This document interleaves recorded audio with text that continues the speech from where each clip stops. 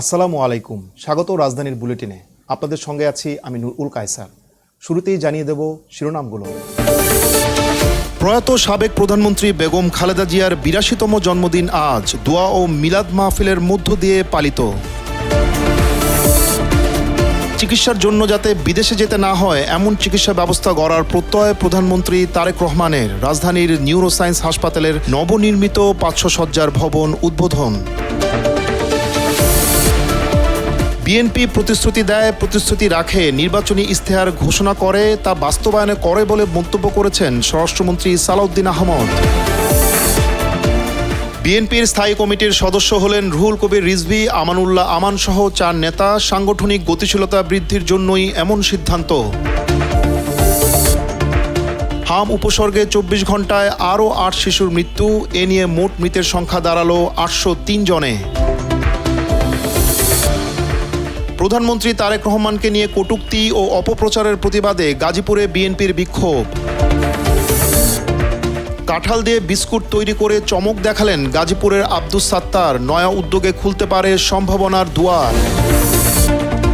অবশেষে গুঞ্জনের অবসান, দলবল নিয়ে পর্দায় ফিরছে জনপ্রিয় অ্যানিমেশন সিরিজ গোপাল ভাঁড়। ইরানকে যুদ্ধে পরাজিত করে হরমুজ প্রণালীকে মার্কিন ভূখণ্ড ঘোষণা করতে চান ডোনাল্ড ট্রাম্প। আবারও যুদ্ধের শঙ্কা। ইন্দোনেশিয়ায় ৭.৭ মাত্রার ভয়াবহ ভূমিকম্পে নিহতের সংখ্যা বেড়ে দাঁড়ালো ২০-এ। চলছে উদ্ধার কাজ।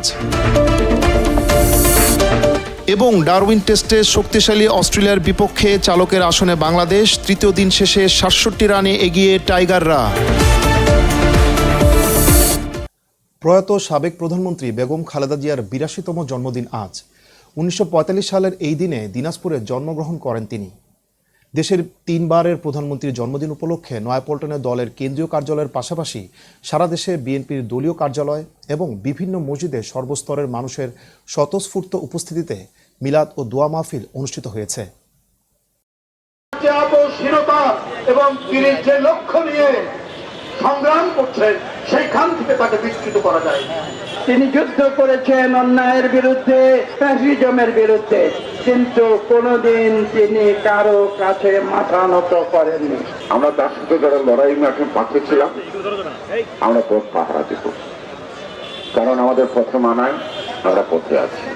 মাননীয় প্রধানমন্ত্রী জনাব তারেক রহমান সাহেব যে কর্মসূচি পালন করার সিদ্ধান্ত নিয়েছেন, যেটা এগিয়ে যাচ্ছেন, আমরা সবাই মিলে সেটাকে যদি বাস্তবায়ন করতে পারি তাহলে দেশনেত্রী বেগম খালেদা জিয়ার জীবন সার্থক হবে। দীর্ঘ সংগ্রাম লড়াই করে বিএনপি যে একটা সত্যিকারের একটা রাজনৈতিক দলে পরিণত হয়েছে, তার মূল কারিগর কিন্তু এই দেশনেত্রী বেগম খালেদা জিয়া। প্রধানমন্ত্রী তারেক রহমান বলেছেন, অর্থের অভাবে কেউ চিকিৎসা সেবা থেকে আর বঞ্চিত হবে না। যাতে বিদেশে যেতে না হয় এমন একটি চিকিৎসা ব্যবস্থা আমরা গড়তে চাই। সকালে নিউরোসায়েন্সেস হাসপাতালের নবনির্মিত ৫০০ শয্যার ভবন উদ্বোধন শেষে এসব কথা বলেন তিনি। এ সময় প্রধানমন্ত্রী আরও বলেন, সরকার এমন একটি কল্যাণমুখী রাষ্ট্র গড়তে প্রতিশ্রুতিবদ্ধ যেখানে চিকিৎসা পাওয়ার জন্য কোনো নাগরিককে দেশের বাইরে হয়তো যেতে হবে না, কেউ অর্থাভাবে স্বাস্থ্যসেবা থেকে বঞ্চিত হবে না। চিকিৎসক, গবেষক, পেশাজীবী সংগঠনের প্রতিনিধিবৃন্দ এবং সকল উপস্থিতিবৃন্দ, আসসালামু আলাইকুম। আধুনিক স্বাস্থ্য ব্যবস্থার লক্ষ্য কেবল অবকাঠামো ও প্রযুক্তির সম্প্রসারণ নয়, বরং উন্নত প্রযুক্তি, দক্ষ মানব সম্পদ, সুশাসন এবং সময়োপযোগী নীতির সমন্বয়ের মাধ্যমেই দেশের প্রতিটি মানুষের জন্য সহজলভ্য, সাশ্রয়ী এবং মানসম্মত চিকিৎসা সেবা নিশ্চিত করাই মূল লক্ষ্য। উপস্থিতিবৃন্দ, আমি বিশ্বাস করতে চাই আজ ৫০০ শয্যা বিশিষ্ট national institute of neuroscience and hospital ভবন ২-এর এই শুভ উদ্বোধনের মাধ্যমে আমরা সেই লক্ষ্য অর্জনের পথে একটি ধাপ এগিয়েছি। আজ এই হাসপাতালটির আরেকটি নতুন ভবন উদ্বোধন হল। ২০০৬ সালের ২৩শে অক্টোবর এই হাসপাতালের ভিত্তিপ্রস্তর স্থাপন করেছিলেন সাবেক প্রধানমন্ত্রী মরহুমা বেগম খালেদা জিয়া। সময়ের প্রয়োজনে আরও আধুনিক সুযোগ সুবিধা নিয়ে আজ এই হাসপাতালের আকার আয়তনে আরও বড় রূপ ধারণ করল। স্বরাষ্ট্রমন্ত্রী সালাউদ্দিন আহমদ বলেছেন, বিএনপি প্রতিশ্রুতি দেয়, প্রতিশ্রুতি রাখে, নির্বাচনী ইশতেহার ঘোষণা করে, বাস্তবায়ন করে। 31 দফা দেয়, 32 দফা পর্যন্ত পূরণ করে। রাজধানীর উসমানী স্মৃতি মিলনায়তনের বেসরকারি শিক্ষক কর্মচারীদের অবসর ও কল্যাণ সুবিধার অর্থ প্রদান অনুষ্ঠানে তিনি এসব কথা বলেন। এ সময় স্বরাষ্ট্রমন্ত্রী আরও বলেন, অবসরপ্রাপ্ত শিক্ষকদের এভাবে টাকা দেওয়ার কথা ইস্তাহারে ছিল না, এটাই 32 নম্বর, আর স্কুল ড্রেস দেওয়ার বিষয়টি 33 নম্বর। এছাড়া শিক্ষা ব্যবস্থার উন্নয়ন, উৎপাদনমুখী শিক্ষা, কারিগরি শিক্ষার উন্নয়নে নেওয়া উদ্যোগ প্রয়াত প্রেসিডেন্ট জিয়াউর রহমানের সময় দেওয়া বলেও উল্লেখ করেন তিনি। বিএনপি প্রতিশ্রুতি দেয়, প্রতিশ্রুতি রাখে। নির্বাচনী ইশতেহার ঘোষণা করে, বাস্তবায়ন করে। 31 দফা দেয়, 32 দফা পর্যন্ত পূরণ করে। এর নাম বিএনপি। আমরা শহীদ রাষ্ট্রপতি জিয়াউর রহমানকে দেখে ছাত্র রাজনীতিতে যোগদান করেছিলাম, কারণ তিনি উৎপাদনমুখী শিক্ষা ব্যবস্থার কথা বলেছিলেন, বেকার সৃষ্টির কোনো কথা বলেননি। তিনি শিক্ষা ব্যবস্থার উন্নয়নের জন্য, উৎপাদনমুখী শিক্ষা করার জন্য এবং প্রত্যেকটি শিক্ষার্থীর হাতকে কর্মের হাতে পরিণত করার জন্য উদ্যোগ গ্রহণ করেছিলেন। কারিগরি শিক্ষা সহ সকল উদ্যোগ তার সময়ে গৃহীত হয়েছে। সাক্ষরতার হার বৃদ্ধির জন্য তিনি গণশিক্ষা শুরু করেছিলেন। বহু বছর সেই গণশিক্ষা কার্যক্রমের মধ্য দিয়ে যারা জীবনে দস্তখত শিখতে পারেননি তারা দস্তখত করে মৃত্যুবরণ করেছেন। শিক্ষার হার বেড়েছিল।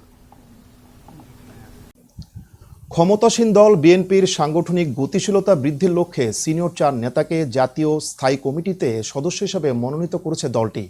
জ্যেষ্ঠ এই 4 নেতা হলেন অ্যাডভোকেট রুহুল কবির রিজভী, আমানুল্লাহ আমান, ফরহাদ হালিম ও মোহাম্মদ ইসমাইল জবিউল্লাহ। বিএনপির সহ দপ্তর সম্পাদক মোহাম্মদ মুনির হোসেন গণমাধ্যমকে এ তথ্য নিশ্চিত করেছেন। নয়াপল্টনের কেন্দ্রীয় কার্যালয়ে সকাল 11টায় দোয়া অনুষ্ঠানটি অনুষ্ঠিত হবে এবং গুলশান কার্যালয়ে বাদ আসর দোয়া অনুষ্ঠিত হবে। এইভাবে সারা দেশের সকল দলীয় কার্যালয়ে বাংলাদেশ জাতীয়তাবাদী দল দোয়া অনুষ্ঠান পরিচালনা করবে। 5 মাসের যে লক্ষ্য, সে লক্ষ্য মোটামুটি সবগুলোই পূরণ হয়েছে, কোথাও হয়তো 19-20 হতে পারে। গত 24 ঘন্টায় হাম উপসর্গে 8 শিশুর মৃত্যু হয়েছে। এই সময় নতুন করে হামে আক্রান্ত হয়েছে আরও 798 শিশু, আর হাসপাতালে নতুন করে ভর্তি হয়েছেন আরও 700 জন। হাসপাতাল থেকে ছাড়া পেয়েছে 549 জন শিশু। বিকেলে স্বাস্থ্য অধিদপ্তরের হাম বিষয়ক হালনাগাদ প্রতিবেদনে এ তথ্য জানানো হয়েছে। রিপোর্টে আরও জানানো হয়, গত 15 মার্চ থেকে এখন পর্যন্ত সারা দেশে হামের উপসর্গ নিয়ে মৃত্যু হয়েছে মোট 803 জন শিশুর। বর্তমান গণতান্ত্রিক সরকারের বিরুদ্ধে ষড়যন্ত্র এবং প্রধানমন্ত্রী তারেক রহমানকে নিয়ে কটূক্তি ও অপপ্রচারের প্রতিবাদে গাজীপুরের কালিয়াকৈরে বিক্ষোভ মিছিল ও পথসভা করেছে পৌর বিএনপি ও অঙ্গ সংগঠনের নেতাকর্মীরা। দুপুরে 7 নম্বর ওয়ার্ডের বিভিন্ন সড়ক প্রদক্ষিণ করে বিক্ষোভ মিছিলটি। এ সময় নেতাকর্মীদের ষড়যন্ত্র অপপ্রচারের বিরুদ্ধে বিভিন্ন স্লোগান দেওয়ার পাশাপাশি প্রধানমন্ত্রী তারেক রহমানকে নিয়ে কটূক্তি ও অপপ্রচারের তীব্র প্রতিবাদ জানানো হয়। মিছিল শেষে অনুষ্ঠিত সংক্ষিপ্ত পথসভায় সভাপতিত্ব করেন পৌর বিএনপির সাবেক সহসভাপতি শামসুল আলম সরকার। প্রধান অতিথি হিসেবে উপস্থিত ছিলেন কালিয়াকৈর পৌর বিএনপির সাবেক সভাপতি দেওয়ান মোয়াজ্জেম হোসেন। পথসভায় বক্তারা বলেন, গণতান্ত্রিক সরকারের বিরুদ্ধে যে কোনো ষড়যন্ত্র ও অপপ্রচার ঐক্যবদ্ধভাবে প্রতিহত করা হবে। তারা প্রধানমন্ত্রী তারেক রহমানকে নিয়ে কটূক্তি ও অপপ্রচারের নিন্দা জানিয়ে দলীয় নেতাকর্মীদের ঐক্যবদ্ধ থাকার আহ্বান জানান। পিঠের চামড়া রাখবো না রে, যুবলীগের দলেরা, ছাত্রলীগের দলেরা, দালালিয়ার পরিষ্কার ভারতের দলালেরা গ্যাসের সংকট, বিভিন্ন সংকট তারা সৃষ্টি করে গিয়েছিল, সেগুলো সমাধান করতে হিমশিম খাইতেছে। যাই হোক, কখনোই আমরা আমাদের দেশের নেত্রী বেগম খালেদা জিয়ার আমরা জন্ম বার্ষিকী কোনোদিনই করতে পারি নাই।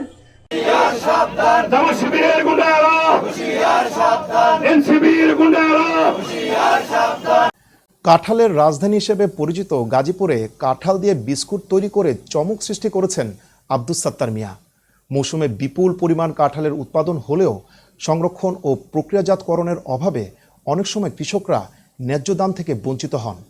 এমন পরিস্থিতিতে কাঁঠালকে নতুনভাবে প্রক্রিয়াজাত করে বিস্কুট তৈরির উদ্যোগ নিয়েছেন এই উদ্যোক্তা, আর তাতেই দেখা দিয়েছে নতুন সম্ভাবনার। তার তৈরি কাঁঠালের বিস্কুট দিয়ে স্থানীয়দের মধ্যে দেখা দিয়েছে ব্যাপক আগ্রহ। সংশ্লিষ্টরা মনে করছেন, কাঁঠাল দিয়ে এ ধরনের নতুন খাদ্যপণ্য তৈরি করা গেলে মৌসুমি ফলটির বহুমুখী ব্যবহার বাড়ার পাশাপাশি কৃষকরাও লাভবান হতে পারেন। জনপ্রিয় অ্যানিমেশন সিরিজ গোপাল ভাঁড় বন্ধ হয়ে যাওয়ার গুঞ্জন গত 1 মাস ধরে সামাজিক যোগাযোগ মাধ্যমে ছড়িয়ে পড়েছে ব্যাপকভাবে। নতুন পর্ব প্রচার না হওয়ায় দর্শকদের মধ্যেও তৈরি হয়েছিল নানা জল্পনা কল্পনা। তবে এবার সেই গুঞ্জনের অবসান ঘটালো ভারতীয় টেলিভিশন চ্যানেল সোনি 8। গোপাল ভাঁড়ের নতুন পর্ব প্রচারের ঘোষণা দিয়েছে চ্যানেলটি। প্রতিষ্ঠানটির তথ্য অনুযায়ী আজ থেকেই প্রচারিত হবে নতুন পর্ব। 2015 সালে প্রথমবারের মতো সোনি 8-এ শুরু হয়েছিল গোপাল ভাঁড়ের প্রচার। সেই থেকেই কৌতুক, বুদ্ধিদীপ্ত কাণ্ড কারখানা ও হাস্যরসের মাধ্যমে দর্শকদের বিনোদন দিয়ে আসছে অ্যানিমেশন সিরিজটি। ইরানকে যুদ্ধে পরাজিত করার পর পারস্য উপসাগরের গুরুত্বপূর্ণ জলপথ হরমুজ প্রণালীকে মার্কিন ভূখণ্ড হিসেবে ঘোষণা করতে চান যুক্তরাষ্ট্রের প্রেসিডেন্ট ডোনাল্ড ট্রাম্প। শুক্রবার নিউ ইয়র্কে এক অনুষ্ঠানে তিনি এ ঘোষণা দেন। এ সময় ট্রাম্প বলেন, যুদ্ধে ইরানকে পরাজিত করার পর শিগগিরই আমি হরমুজ প্রণালীকে মার্কিন ভূখণ্ড হিসেবে ঘোষণা করব। এছাড়া ইরানের বন্দরগুলোতে যে অবরোধ জারি করেছে যুক্তরাষ্ট্র তা অব্যাহত রাখার কথাও বলেন মার্কিন প্রেসিডেন্ট। এ পরিস্থিতিতে আবারও আমেরিকা ইরান যুদ্ধের গন্ধ পাচ্ছেন বিশ্লেষকেরা। ট্রাম্পের বক্তব্যের পর যদিও ইরানের পক্ষ থেকে কোনো প্রতিক্রিয়া দেখানো হয়নি। ইন্দোনেশিয়ার পূর্বাঞ্চলে 7.7 মাত্রার শক্তিশালী ভূমিকম্পে অন্তত 20 জন নিহত হয়েছেন।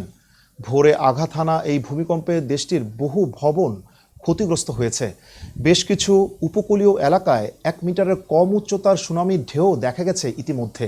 ইন্দোনেশিয়ার প্রশাসন সূত্র জানা যায়, যোগাযোগ ব্যবস্থা ব্যাহত হওয়ায় ভূমিকম্পের উৎপত্তিস্থলের সবচেয়ে কাছের এলাকা নাগেকেউতে উদ্ধারকারী দল পৌঁছাতে অনেকটা সময় লেগে যায়।